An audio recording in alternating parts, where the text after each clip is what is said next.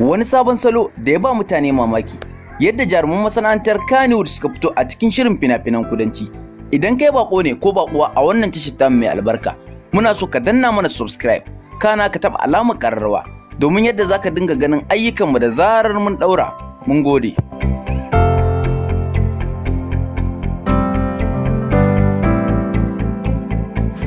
Lalle wannan abu yayi matukar ba mutane mamaki dangane da yadda aka ga jaruman Kannywood din a cikin shirin fina-finan kudanci. Duk da dai ba a saki fim din da jaruman suka fito a ciki ba, amma hotuna sun yi ta yawo a kafafen sada zumunta na jaruman tare da su jaruman kudancin.